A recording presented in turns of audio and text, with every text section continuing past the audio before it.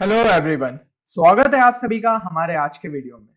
तो यार, जैसा कि आप लोगों ने थंबनेल में देखा है कि यहाँ पे मैं जो है आपको इस तरीके की ट्रिक्स सिखाने वाला हूँ जिसकी मदद से जिन लोगों की तैयारी यार अभी उतने अच्छे से नहीं भी है, वो लोग भी आराम से जो है 30+ के ऊपर जो है अपने स्कोर को ले जा सकते हैं। तो हमारा जो टर्म वन का मैथ्स का पेपर है वो 40 मार्क्स का है और उसमें से अगर आप 30+ ला रहे हैं वो आपके लिए एक बहुत ही ज्यादा अच्छे नंबर हो जाएंगे। और जिन लोगों की यार तैयारी अच्छी है उनके लिए भी ये जो शॉर्ट ट्रिक्स है बहुत ही काम की है, क्योंकि मतलब आपने जितनी भी अभी तैयारी की है तो आप अगर 30 to 35 के अराउंड स्कोर कर रहे होंगे, तो इन शॉर्ट ट्रिक्स की मदद से आप जो है कुछ क्वेश्चंस में अपना टाइम बचा के बाकी क्वेश्चंस में इन्वेस्ट करके लगभग पूरा पेपर अटेम्प्ट कर सकते हैं और हो सकता है कि आप 40 के स्कोर को अटेन कर ले। तो यहाँ पे जो है यार एमसीक्यू पैटर्न है, तो अब हमारा ऐसा नहीं है कि भाई एकदम कन्वेंशनल अप्रोच से जाना है कि जैसा सॉल्यूशन मांगते थे तो हर एक स्टेप के लिए हमें नंबर मिल रहे हैं और उस हिसाब से हम गए। यहाँ पे आप थोड़ी सी स्मार्टनेस दिखाइए, बेसिक फॉर्मूलेस अगर आपको पता है तो उसकी मदद से आप क्वेश्चंस को सॉल्व कर सकते हैं। तो इससे रिलेटेड यार दो वीडियोस तो मैं पहले ही डाल चुका हूं, एक था हमारा कंटिन्यूटी एंड डिफरेंशिएबिलिटी पे और एक था हमारा एप्लीकेशन ऑफ डेरिवेटिव्स पे। तो अगर आपने उन दोनों वीडियोस को नहीं देखा है तो एक बार जाके उन्हें पहले देख लीजिएगा। यहाँ पे आपको टॉप राइट कॉर्नर में उसकी लिंक दिख रही होगी, साथ ही साथ जो है मैं डिस्क्रिप्शन में भी उसकी लिंक डाल दूंगा, तो आप वहां से देख सकते हैं। तो यहाँ पे यार मेरा जो टारगेट है वो यही है कि आपके जितने भी चैप्टर्स है जो कि टर्म वन में इंक्लूडेड है मैथ्स के लिए, उनसे रिलेटेड मैं इंपॉर्टेंट एमसीक्यूज लाऊं और उसमें जो ट्रिक्स इन्वॉल्व है वो आप लोगों को बताऊं, ताकि आपको पता चले कि यार हमेशा जो है हमें कन्वेंशनल अप्रोच से सोचने की जरूरत नहीं है। तो आज का जो हमारा टॉपिक है वो है डिटर्मिनेंट्स। तो डिटर्मिनेंट्स में हम देखेंगे जो है कुछ क्वेश्चंस और उनमें सीखेंगे कि भाई किस तरीके से हम ट्रिक्स को अप्लाई कर सकते थे। तो ये क्वेश्चन जो है ये मैंने मतलब आपके मोस्ट प्रोबेबल क्वेश्चंस लिए जो कि पूरे पूरे चांसेस है कि आपके टर्म वन में आए। तो चलिए देखते हैं हम सबसे पहला क्वेश्चन। तो सबसे पहला क्वेश्चन है आपकी स्क्रीन पे ये रहा, इसमें पूछा गया है if A B C are angles of a triangle then the determinant जो कि आपको देके रखा है इज इक्वल टू। तो अब कई स्टूडेंट्स क्या करते हैं कि भाई इसको पूरा एक्सपेंड करने बैठ गए और फिर a plus B plus C is equal to pi जो कि एक ट्राइंगल के अंदर होता है उसको यूज करके जो है इस क्वेश्चन को सॉल्व करें। पर क्या पूरे इस एक्सपेंशन की जरूरत है? नहीं है।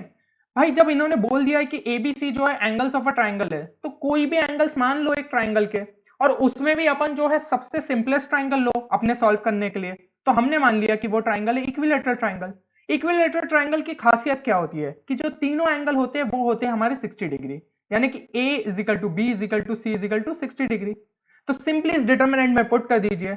अगर ये जो डिटर्मिनेंट है मतलब स्टेटमेंट के हिसाब से एबीसी जो है वो एंगल्स ऑफ अ ट्राइंगल है और उसकी मदद से हमें वैल्यू मिलती है, तो हम कोई भी अगर एंगल डालेंगे ना जो कि एंगल्स ऑफ अ ट्राइंगल है, तो डिटर्मिनेंट हमें सेम ही वैल्यू देने वाला है। तो बस 60 डिग्री उठा के डाल दीजिए। तो ये इसकी वैल्यू हो जाएगी -1 कॉस सी हो जाएगा, यानी कि कॉस 60 हमारा 1/2।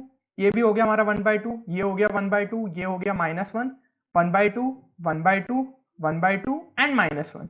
बस अब इस डिटर्मिनेंट को हमें सिंपली सॉल्व कर देना है। तो ये हो जाएगा -1 इंटू -1 हो गया हमारा 1, देन ये हो गया हमारा -1/4, फिर यहाँ पे -1/2, तो ये हो जाएगा -1/2 -1/4 एंड दिस विल बी +1/2 और ये हो गया 1/4 माइनस ऑफ -1/2, तो ये हो जाएगा +1/2, है ना। ये हो गया +1/2। 1 - 1/4 हमारा क्या हो जाता है? तो 1 - 1/4 हो गया हमारा 3/4, ये हो गया -3/4।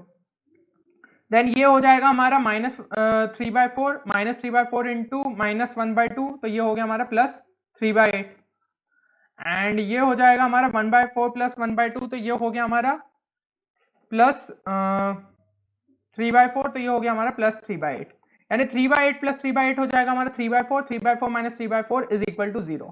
तो भाई इस तरीके से आप अगर सॉल्व करोगे ना तो आपको बहुत ही कम टाइम लगेगा। अगर आप पूरा उसको एक्सपेंड करने बैठ गए तो आप यार आधा टाइम तो उसी में लगा देंगे।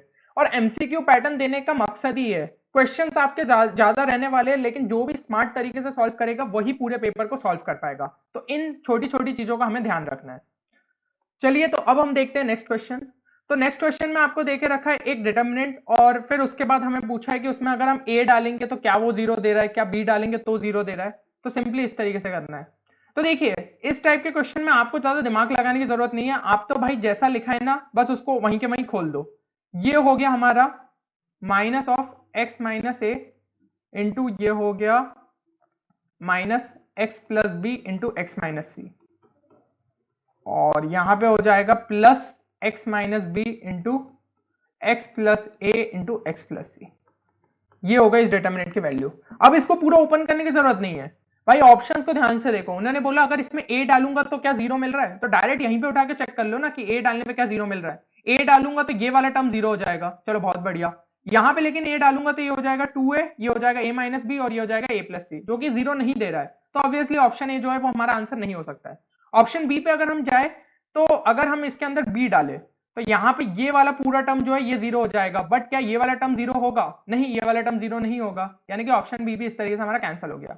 अब बोल रहे कि अगर मैं इसके अंदर जो है एक्स की जगह जीरो डाल दूं तो हमारा ये क्या हो जाएगा, ये हो जाएगा a इंटू, यहाँ पे मैंने जीरो डाला तो ये हो जाएगा माइनस बी, और ये माइनस सी तो ये हो जाएगा plus B C, A B C हो गया।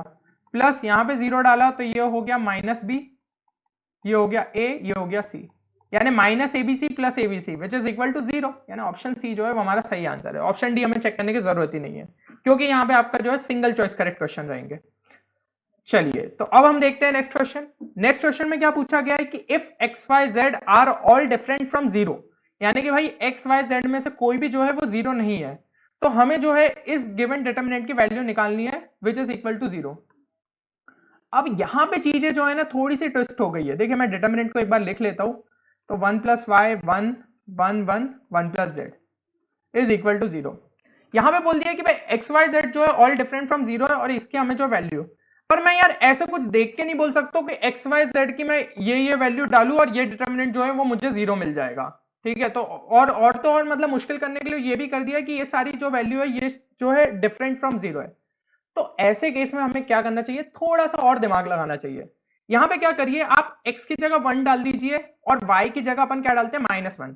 अब क्योंकि बोला है कि सब डिफरेंट फ्रॉम जीरो है तो हमने ये लिया, और साथ ही साथ इन दोनों वैल्यूज को अलग अलग भी ले लिया, ताकि ऑप्शंस में कभी ऐसी दिक्कत नहीं आए कि भाई 1 और अपन ने दोनों जगह 1 डाला तो ऑप्शंस दोनों सेम आ जाए, इसलिए मैंने इन दोनों वैल्यूज को अलग अलग ले लिया।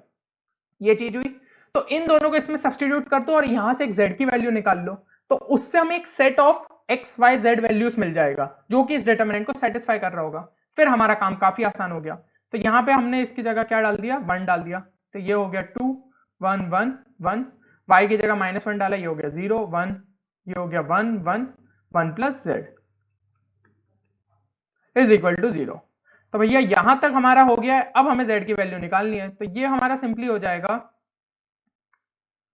2 इंटू -1 प्लस 1, सॉरी यहाँ पे हो जाएगा -1 इंटू ये क्या हो जाएगा हमारा 1 प्लस जेड -1, और यहाँ पे हो जाएगा हमारा +1 इंटू 1, ठीक है, इक्वल टू 0। ये चीज हो गई हमारी। तो ये हो गया -2, और ये हो जाएगा -1, ये 1 और -1 कैंसिल हो गया, ये हो गया -z +1 इज इक्वल टू 0। ये हमारा सिंपली क्या हो गया, ये हो गया -1 उस साइड गया, तो z इज इक्वल टू हमें -1 मिल गया। भाई z इज इक्वल टू -1 मिल गया, x is equal to 1, y is equal to -1। तो ये तीनों जो वैल्यूज है x y z की, ये जो है हमारे डिटरमिनेंट को सिंपली सेटिस्फाई कर रही है। खत्म, इसको x inverse plus y inverse plus z inverse में उठा के डाल दो, तो हो जाएगा 1, y इनवर्स होगा वो होगा -1, z इनवर्स हो जाएगा हमारा सिंपली -1। तो ये हमें क्या वैल्यू दे रहा है, -1। अब ऑप्शंस में चेक कर लो कौन सी वैल्यू हमें -1 दे रही है। तो ऑप्शन ए जो है क्या वो हमें -1 दे रहा है, जो है वो हमें -1 नहीं दे रहा है। 1 इंटू -1 इंटू -1 वो हमें क्या दे रहा है, +1। तो ऑप्शन ए तो कैंसिल हो गया। ऑप्शन बी अगर हम चेक करें तो ये क्या हो जाएगा, ये हो गया 1 इंटू -1 इंटू -1, ये भी हमारा +1 दे रहा है, तो ये भी नहीं हो सकता। ऑप्शन सी चेक किया तो ये क्या हो जाएगा, ये हो जाएगा -1, ये हो जाएगा +1, और ये हो जाएगा +1, यानी कि ये भी हमें दे रहा है सिंपली 1। तो ऑप्शन सी भी जो हमारा कैंसिल हो गया, और ऑप्शन डी ही हमें जो है -1 दे रहा है, यानी कि ऑप्शन डी जो है वो हमारा सही आंसर होगा। तो इस तरीके से हमें इस क्वेश्चन को सॉल्व करना था। और किसी अप्रोच से जाने जाते हैं ना भाई कि उसको एक्सपेंड करके, तो भाई आपको काफी ज्यादा टाइम लगता। तो कभी कभी तो भाई डिटर्मिनेंट्स में मतलब मोस्ट ऑफ द क्वेश्चंस में हमारा सब्स्टिट्यूशन मेथड जो है वो काम आ जाता है, और यहाँ पे आप उस चीजों को सीख ही रहे होंगे। तो यही चीज का यार हमें फायदा उठाना है कि भाई एमसीक्यू क्वेश्चन जो है उनमें हमें अपना पूरा कन्वेंशनल अप्रोच लगा के नहीं दिखाना है। डिटर्मिनेंट्स के रूल्स के बिना भी हम इन क्वेश्चंस को सॉल्व कर सकते हैं इजीली, जैसा कि यार आप लोग देख रहे हैं। अब यार जैसा कि मतलब हमें बोर्ड्स के साथ हमारे जो है बाकी एग्जाम्स भी बहुत ज्यादा जरूरी है। तो आपकी जो जेई मेंस से रिलेटेड एग्जाम है उसके लिए यार मैंने एक प्रॉपर जो है कोर्स तैयार करके रखा है, जिसके अंदर जो है हमने शॉर्ट ट्रिक्स कवर करी है, ठीक है, पूरा थ्योरी का एक अच्छे तरीके से स्मार्टली रिवीजन करा है कि कम टाइम में हम किस तरीके से पूरी थ्योरी को अच्छे से रिवाइज कर पाए। साथ ही साथ आपको डीपीवीएस मिलती है जिसमें आप ढेर सारे क्वेश्चंस को सॉल्व कर सकते हैं, ठीक है, जो कि ऑब्जेक्टिव भी हो जाते हैं और न्यूमेरिकल टाइप भी हो जाते हैं। साथ ही साथ आपके लिए बिटसेट एग्जाम, जो कि जेईई मेंस के बाद बहुत ही इंपॉर्टेंट एग्जाम मानी जाती है, तो इसमें आपको video lecture, short notes for all the chapters, ठीक है, एक्सक्लूसिव बिटसेट क्वेश्चन बैंक, मतलब जो बिटसेट के लेवल के क्वेश्चंस रहते हैं जो कि बहुत कम जगह आपको मिलेंगे, ठीक है, ऐसे सोर्सेस अवेलेबल नहीं है। जेईई मेंस के तो आपको बहुत जगह मिल जाएंगे बट बिटसेट के नहीं मिलते, तो उस टाइप के क्वेश्चंस आपके लिए जो है चुन के रखे गए। साथ ही साथ डीपीपीस, तो इस टाइप के अगर आपको पैकेजेस में इंटरेस्ट है, ठीक है, और आप प्रैक्टिस करना चाहते हैं तो आप हमें मेल कर सकते हैं thankyouchallenge@gmail.com पे। साथ ही साथ हम यार जेईई मेंस और बिटसेट दोनों के लिए ही मॉक टेस्ट बहुत जल्द लाने वाले हैं, जिसकी जानकारी हम आपको कम्युनिटी पोस्ट या वीडियो के थ्रू दे देंगे। चलिए तो अब हम आगे बढ़ते हैं नेक्स्ट क्वेश्चन के लिए। अब नेक्स्ट क्वेश्चन आपकी स्क्रीन पे ये रहा, तो ये भाई पिछले साल का ही क्वेश्चन है। तो देखिए मतलब क्वेश्चन इतने मुश्किल नहीं पूछे जाते, आप ये क्वेश्चन भी अभी देखेंगे ना। If A is a non singular square matrix of order 3 such that A square is equal to 3a, then the value of mod A, यानी कि डिटर्मिनेंट ऑफ ए, ठीक है ना, मॉड ए नहीं है वो, डिटर्मिनेंट ऑफ ए। तो भाई बेसिकली ये क्या हो गया, ए स्क्वायर इज इक्वल टू 3 आपको देख के रखा है। तो डिटर्मिनेंट ऑफ ए तक पहुंचना है तो सबसे बेस्ट मेथड है कि भाई दोनों साइड जो है डिटर्मिनेंट डाल दो। ये क्या हो जाएगा, determinant of A square is equal to determinant of 3 है। एक और जो है खास बात क्या होती है कि भाई डिटर्मिनेंट ऑफ के ए, ठीक है, यहाँ जहां पे के कोई भी एक कांस्टेंट हो जाता है, इज इक्वल टू के की power N into determinant of A, ये चीज होती है। एन क्या हो जाता है हमारा, ऑर्डर ऑफ मैट्रिक्स। तो ये चीज हमें ध्यान रखना है। ऐसा क्यों होता है, क्योंकि भाई डिटर्मिनेंट में जो भी मतलब हम अगर कोई एक कांस्टेंट मैट्रिक्स में मल्टीप्लाई करते हैं ना, वो सारे एलिमेंट्स के साथ मल्टीप्लाई करता है, जबकि डिटर्मिनेंट में क्या होता है, अगर एक हम कांस्टेंट को कहीं से निकालते हैं तो वो आइदर वो एक रो से निकलेगा या फिर एक कॉलम से निकलेगा। तो इसी तरीके से वो जो है बार बार मल्टीप्लीकेशन में आ जाता है, इसलिए हम उसे के की पावर एन में डाल देते हैं। तो ये आपको जो है ये सिंपल सी प्रॉपर्टी को याद रखना है, बस यही कॉन्सेप्ट जो इस क्वेश्चन में यूज हो जाता। तो ये क्या हो जाएगा हमारा, ठीक है, ए स्क्वायर, तो इसको हम लिख सकते हैं determinant of A into determinant of A, इस तरीके से आप इसको लिख सकते हैं। ये हो जाएगा क्या, 3 क्यूब इंटू डिटर्मिनेंट ऑफ ए। अब यहाँ पे डिटर्मिनेंट ऑफ ए जो है वो हम कैंसल कर सकते हैं, क्योंकि determinant of A can't be equal to 0। ऐसा कैसे, क्योंकि क्वेश्चन में देके रखा है कि it is a non singular square matrix. Non singular का मीनिंग ये होता है कि उसका डिटर्मिनेंट जो है 0 नहीं हो सकता। तो डिटर्मिनेंट ऑफ ए हमें मिल गया 27। फाइनल आंसर हो जाएगा हमारा ऑप्शन डी। तो ये क्वेश्चन भी यार काफी सिंपल था। और ये जो यार जितने अपन क्वेश्चन सॉल्व कर रहे हैं, तो इनके सॉल्यूशंस जो है मैं हमारे जो टेलीग्राम चैनल है उस पर अपलोड कर दूंगा, तो उस पर आप जाके इन क्वेश्चंस को देख सकते हैं। तो अगर आपने अभी तक वो टेलीग्राम ग्रुप को ज्वाइन नहीं किया है तो जरूर से कर लीजिए, क्योंकि इस टाइप के मटेरियल उस पर डलते रहेंगे। तो उसकी भी लिंक आपको डिस्क्रिप्शन में मिल जाएगी। अब हम देखते हैं नेक्स्ट क्वेश्चन। तो ये भी भाई अपना पिछले साल का क्वेश्चन है। इसमें क्या देके रखा है कि एक डिटर्मिनेंट देके रखी है +3 = 0, यानी कि एक्सप्रेशन, और हमें x की वैल्यू निकालनी है। तो भाई सबसे पहले तो भाई 2 3 2, अब इसमें x जो है वो कॉमन दिख रहा है, तो सीधा सीधा उसको बाहर निकाल लो। x 1 1 4 9 1 +3 = 0। बस यार ज्यादा कुछ समझ नहीं आ रहा तो सिंपली अब इस डिटर्मिनेंट को यहीं सॉल्व कर दो, क्योंकि इतना मुश्किल है नहीं है। तो 2 इंटू ये क्या हो जाएगा 1 - 9, फिर ये हो गया -3 इंटू 1 - 4, और ये हो गया +2 इंटू 9 - 4 +3, ठीक है, = 0। तो ये हो गया। अब यहां पे क्या हो जाएगा, x इंटू 2 इंटू -8 हमारा क्या हो जाएगा, -16। ये हो जाएगा 1 - 4 -3 -3, ये हो गया +9, और ये हो गया 5 इंटू 2, जो ये हो जाएगा 10, ठीक है, +3 = 0।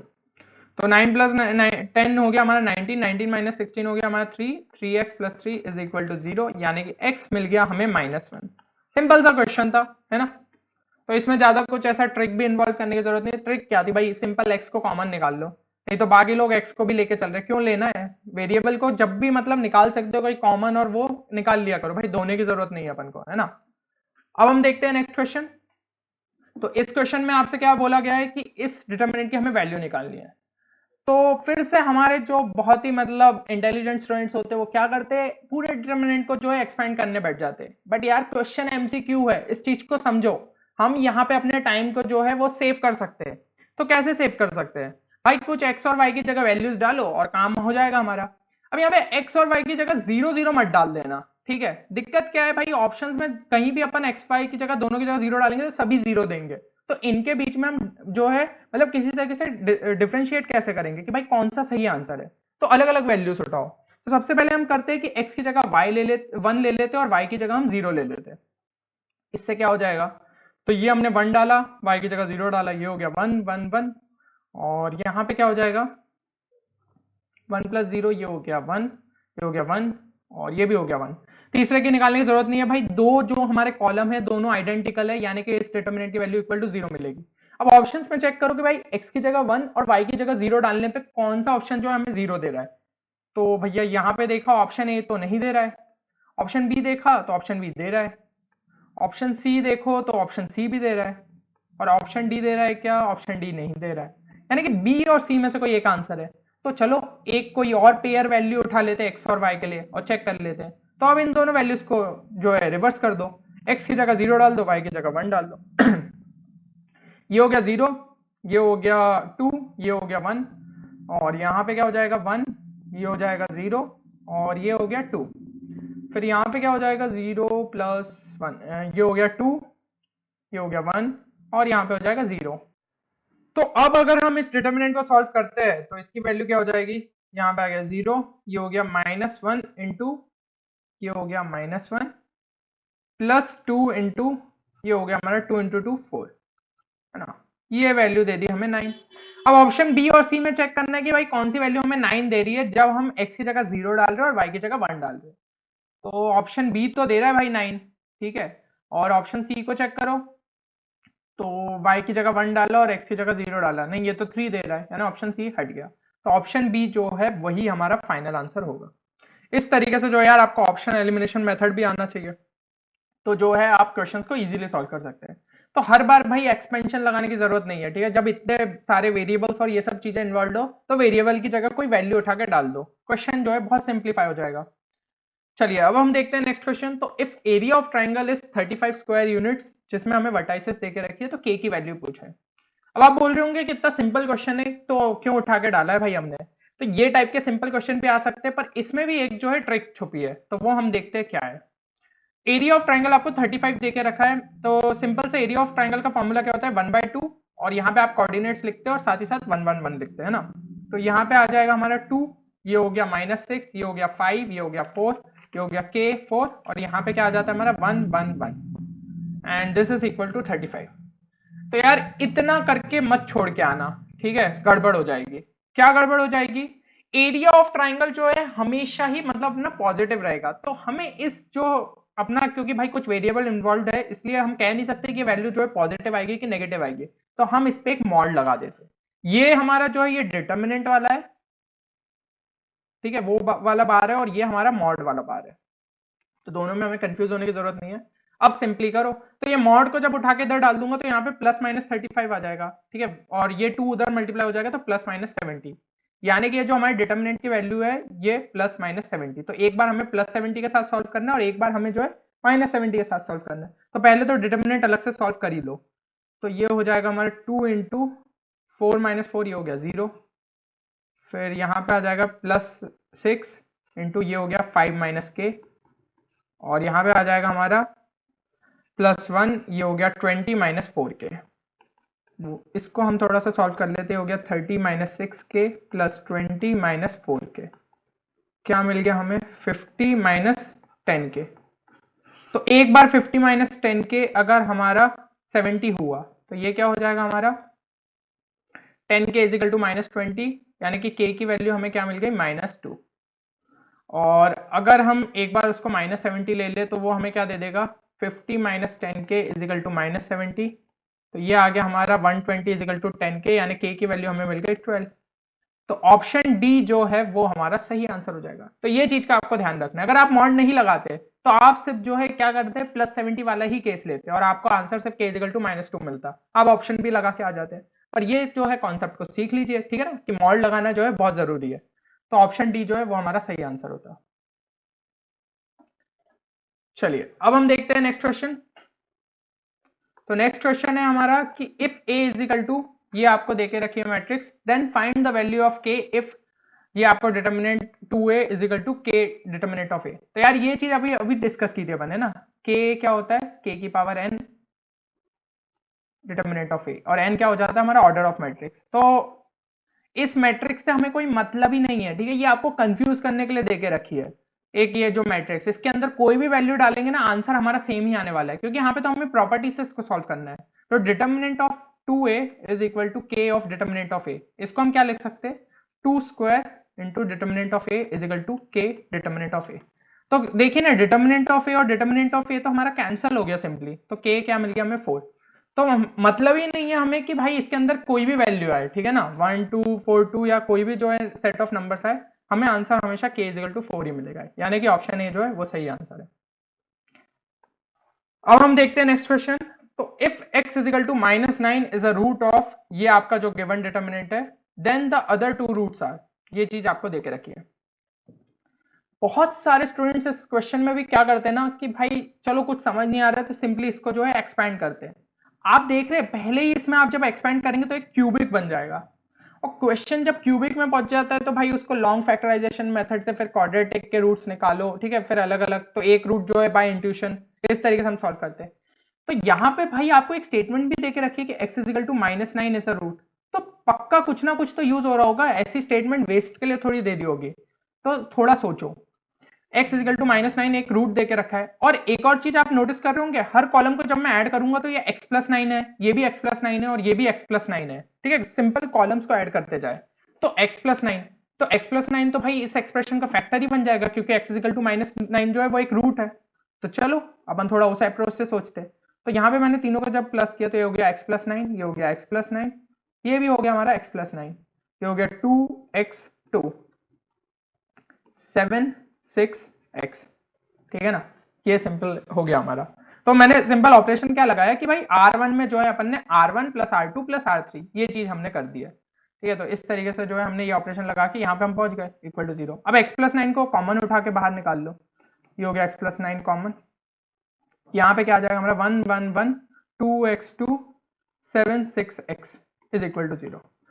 ये जो है ये एक फैक्टर है, ये चीज हमें पता चल गई, क्योंकि x is equal to -9 is a root, तो पक्का ये एक जो है क्वाड्रेटिक इक्वेशन मिल बन रही होगी, और इसके जो दो रूट्स है वही हमारे आंसर हो जाएंगे। तो सिंपली बस इसको हमें सॉल्व करना है कि ये डिटर्मिनेंट इज इक्वल टू 0, और उसके लिए जो हमें वैल्यूज ऑफ x मिल रही है, तो सिंपली बस इसे उठा के सॉल्व कर दो, ये हो जाएगा हमारा x² - 12, ठीक है, इंटू 1, फिर ये हो गया -1 इंटू ये हो गया हमारा 2x - 14, और यहाँ पे हो जाएगा हमारा +1 इंटू 12 - 7x, तो ये हो गया x² - 12, यहाँ पे आ गया हमारा -2x + 14, और यहाँ पे आ गया +12 - 7x, तो ये क्या हो गया x² - 9x -12 और +12 कैंसिल हो गया हमारे, +14 इक्वल टू 0।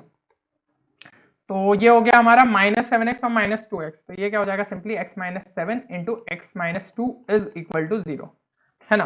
तो हमें मिल गया जो हमारे रूट्स है वो x इज इक्वल टू 2 और x इज इक्वल टू 7, यानी कि ऑप्शन ए जो है वो हमारा सही आंसर होगा। तो देख रहे हैं आप, थोड़ा सा अपन ने दिमाग लगाया और अपन क्यूबिक इक्वेशन बनाने से बच गए, ठीक है। तो इस तरीके की जो हमें स्मार्टनेस है वो क्वेश्चंस में दिखानी पड़ेगी। तो अपने दिमाग को खुला रखिए, हर एक डायमेंशन से सोचने की कोशिश करिए, ताकि आप ज्यादा से ज्यादा टाइम सेव कर पाए और उतने ही ज्यादा आप क्वेश्चंस को अटेम्प्ट कर पाए। चलिए तो अब अपन देखते हैं नेक्स्ट क्वेश्चन। नेक्स्ट क्वेश्चन में क्या देके रखा है कि इफ द पॉइंट्स, ये 3 पॉइंट्स जो है, they are collinear then find the value of lambda. तो यहाँ पे भाई सिंपल सा बात है कि अगर ये तीनों कोलिनियर है तो इनसे जो ट्राइंगल फॉर्म हो रहा होगा उसका एरिया क्या होगा, इक्वल टू 0, क्योंकि कोई ट्राइंगल फॉर्म हो ही नहीं पाएगा, सीधी सी बात है। तो बस वो जो हमने ट्राइंगल का लिखा था फॉर्मूला उसको इक्वल टू 0 कर दो, तो हाफ इंटू ये क्या हो गया 2 - 3 लैम्डा -1 0 4 1 1 1 इक्वल टू 0। और यहाँ पे डिटर्मिनेंट अगर आप लगा भी दो तो कोई फर्क नहीं पड़ने वाला, क्योंकि यहाँ 0 है, तो डिटर्मिनेंट ऑफ 0 ±0 दोनों बात सेम ही हुई, ठीक है। तो 1/2 ये वाला कोई मतलब ही नहीं है, 2 उधर जाएगा, हट गया, बस इतने को आपको सॉल्व करना है। तो ये हो गया 2 इंटू -1, ये हो गया -4, ये हो गया +3 लैम्डा, ठीक है, और यहाँ पे हो गया हमारा +1 4 लैम्डा, ठीक है। तो ये हो गया हमारा इक्वल टू 0, तो ये हो जाएगा हमारा -10 +3 lambda +4 lambda +7 lambda is equal to 0, यानी कि हमें जो हमारी वैल्यू मिल गई वो क्या आ गई 10/7। ऑप्शन ए जो है वो हमारा सही आंसर है। तो यहाँ पे जो है हमारे क्वेश्चंस खत्म होते हैं। होपफुली इस लेक्चर में जो है आपको मजा आया होगा और आपने जो कुछ ट्रिक्स को सीखा होगा वो आप क्वेश्चंस में अप्लाई कर पाएंगे। ठीक है, तो इसी तरीके से यार आपको आपके दिमाग को खोलना है। मैं ट्राई करूंगा कि जितने ज्यादा हम चैप्टर्स यहाँ पे कवर कर पाए वो सारे करूँ। 2 चैप्टर्स तो मैं पहले ही डाल चुका हूँ, तो उनके आप वीडियो देख लीजिएगा। ठीक है, अब डिटर्मिनेंट्स हो गया और नेक्स्ट मैं ट्राई करूंगा कि मैट्रिसेस जल्दी से जल्दी लाऊं। तो हमारा टारगेट यही है कि यार आपके जो है आपके इंटेलिजेंस को यहाँ पे बढ़ाना है। ठीक है, जो ये ट्रिक्स है ये ऐसे मतलब यार आप सोच सकते हो, पर मेरे हो सकता है कि यार आप लोगों ने अभी इतने क्वेश्चंस प्रैक्टिस नहीं किए हो, तो ये आपके दिमाग में इतने अच्छे से नहीं चमके। तो मैं ट्राई करूंगा कि भाई जो क्वेश्चन है वो आपको दिखा पाऊँ, अगर एग्जाम में सिमिलर टाइप का आया तो आप उसको जो है इजीली कर पाएंगे। अब यहाँ पे यार आपसे सिर्फ एक ही मैं चीज चाहूंगा कि आप जो है चैनल को सब्सक्राइब करना ना भूले, क्योंकि आपको इस टाइप का कंटेंट मिलता रहेगा। साथ ही साथ अपने दोस्तों के साथ इसे शेयर करिए, तो यार इससे भी हमें एक मोटिवेशन मिलता है कि आपके लिए और बेहतरीन कंटेंट यहाँ पे लाते रहे। तो बोर्ड्स के बाद यार आपके जो जेई मेंस और वेबसाइट के उसका भी कंटेंट जो है यहाँ पे आपके बोर्ड्स के साथ लगातार आता ही रहेगा। तो आपकी कॉम्पिटेटिव एग्जाम्स की भी हम तैयारी कराते रहेंगे। तो फिर मिलते हैं अगले किसी नए वीडियो में नए शॉर्ट ट्रिक कॉन्सेप्ट या स्ट्रेटेजी के साथ। तब तक आप लोग अपना ख्याल रखिए और अपनी प्रिपरेशन जोरों शोर से करते रहिए। Thank you everyone.